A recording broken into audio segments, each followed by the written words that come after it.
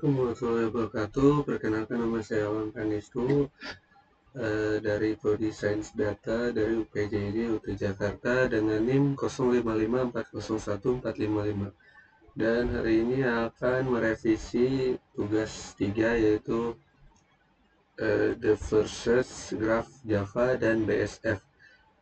Lanjut, pertama kita ke BSF. Sini ada kodenya, yaitu di import Java Util. Ini adalah mengimport semua utilitas yang diperlukan seperti map list, set, hashmap, linked list, hashset, dan array list untuk mengelola struktur dan graf. Selanjutnya ada private map string. Ini adalah variabel ini yang menyimpan struktur graf. Ini adalah adjacency list, daftar ketetanggaan. Kunci string ini adalah simpul sumber. Selanjutnya ada list string. List string adalah daftar semua simpul tujuan. Lanjut ke public DFS graph.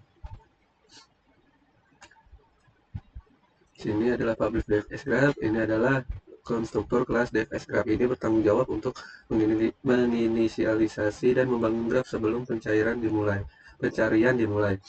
Sini aja adjust new hashmap.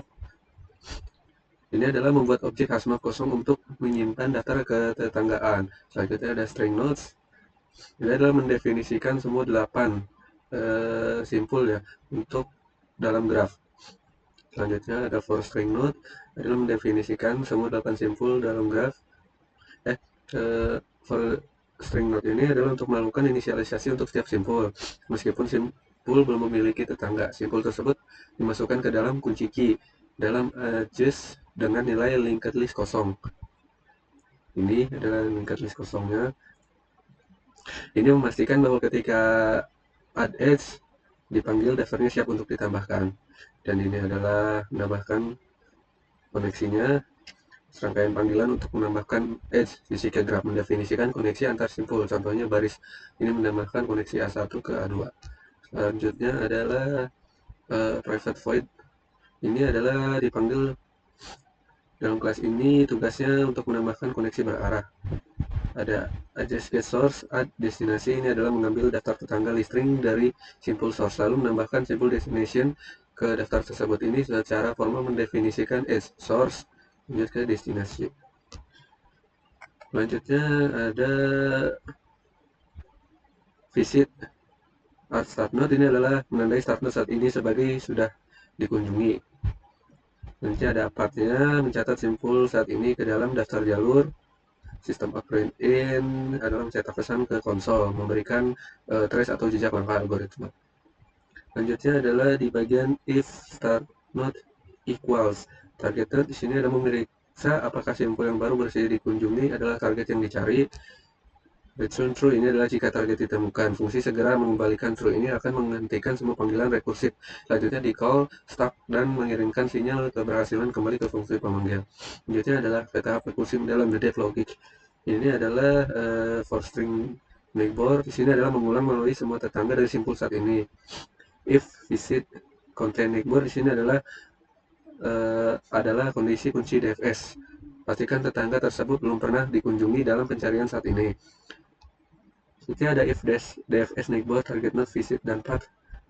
Ini adalah melakukan panggilan rekursif tetangga menjadi start node baru dan proses DFS diulang dari simpul baru tersebut. Sini ada return true, adalah jika panggilan rekursif mengembalikan true, artinya target ditemukan di cabang anak. Maka kita juga membalikan true untuk meneruskan sinyal keberhasilan ke panggilan induk. Ada else system out print in. Ini adalah jika tetangga sudah dikunjungi, simpul tersebut diabaikan untuk mencegah perulangan dan mengulangi pekerjaan. Sistem out print in ini output. Selanjutnya adalah di main ya, metode utamanya DFS graph new. DFS graph sini adalah membuat instan objek baru dari kelas DFS graph yang secara otomatis membangun graph sesuai definisi di konstruktor. String start 1 ini adalah awalnya dimulai dari node A1. String targetnya kita menggunakan targetnya di A6. Set string ini Set ini adalah menginisialisasi set kosong untuk pelacak simpul yang dikunjungi selama pencarian. Dan list string path new ini adalah menginisialisasi list kosong untuk menyimpan jalur kunjungan. Selanjutnya ada boolean found, ini adalah memulai eksekusi algoritma DFS dengan parameter yang telah disiapkan. Hasilnya disimpan di variabel found. Selanjutnya adalah ada if found. If found ini adalah mencetak hasil akhir berdasarkan nilai found. Jika true, ia mencetak jalur yang ditemukan di path. Jika false, ia menyatakan kegagalan. Ini adalah runnya. A-nya ditemukan ya. Kita ke struktur grafnya. Ini adalah struktur graf DFS-nya. Dan path urutan kunjungan A2, A1, A2, A4, A7.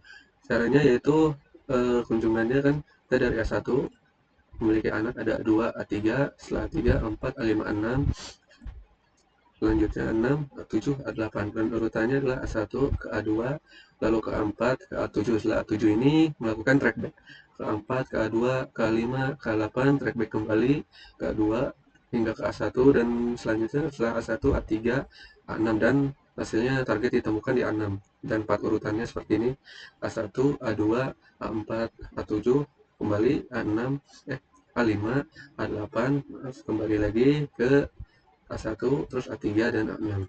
Ini adalah path urutannya, dan sini adalah matriks tetangganya ya.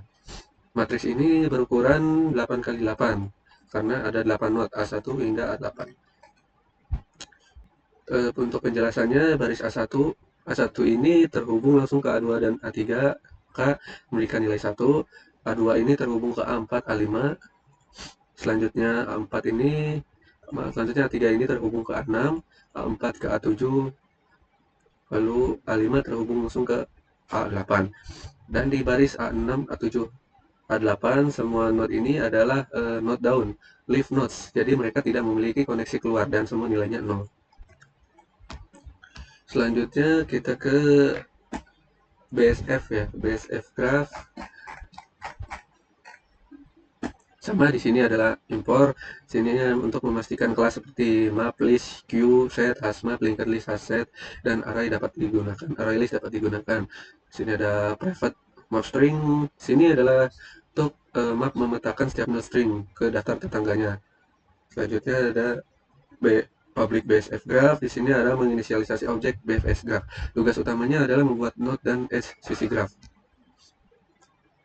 Sini ada private void add edge. Sini ada fungsi elvar untuk menambahkan koneksi berarah dari source ke destinasi. Selanjutnya ada public list string. Ini adalah fungsi utama BFS, yaitu mengimplementasikan algoritma breadth first search untuk menemukan target, yaitu mengembalikan list string berupa urutan kunjungan path sehingga target ditemukan. Selanjutnya ada set string visit new asset. Di sini adalah mencatat node mana yang sudah pernah dikunjungi agar mencegah loop tak terbatas dan memastikan setiap node diproses sekali. Ada selanjutnya queue string, queue sama dengan new linked list. Sini adalah menyimpan node yang siap untuk dikunjungi. Ini adalah kunci BFS-nya. Untuk ini ada menggunakan prinsip FIFO ya, first in first out, untuk menjamin pencarian dilakukan secara level by level. Selanjutnya adalah visit at start node. Ini adalah awal pencarian, menyiapkan kondisi awal. Ini juga node awal dimasukkan ke visit dan queue untuk memulai perulangan. Selanjutnya ada while. Di sini adalah loop utama BFS-nya berjalan selama masih ada node yang perlu diperiksa dalam antrian. Ini adalah perulangan. Perulangan ini menggerakkan proses pencarian level demi level. Selanjutnya ada tahap 2, yaitu current queue poll. Ini adalah kunjungan node, yaitu mengambil node terdepan dari antrian dan mencatatnya sebagai node yang sedang dikunjungi. Ya, ada tahap 3, target if current equals target node. Di sini adalah kondisi referensi, yaitu untuk memeriksa apakah node yang sedang dikunjungi adalah target yang dicari. Ya, target 4. Tahap 4 ini adalah for string neighbor access get current. Ini adalah eksplorasi tetangga, yaitu memeriksa semua node yang dapat dijangkau. Iterasi ini adalah inti dari perluasan BFS ke level berikutnya. Ya, ada if visit contain neighbor. Ini adalah aturan BFS hanya node yang belum pernah dikunjungi yang ditambahkan ke BFS proses. Selanjutnya ada public static. Sini kita startnya dari node A1 ke A6. Ini adalah metode utama ya, eksekusi dan titik awal program mengatur skenario dan menjalankan BFS. Tujuannya untuk membuat objek BFS graph, menentukan start dan target, memanggil graf BFS, dan mencetak hasilnya. Kita run.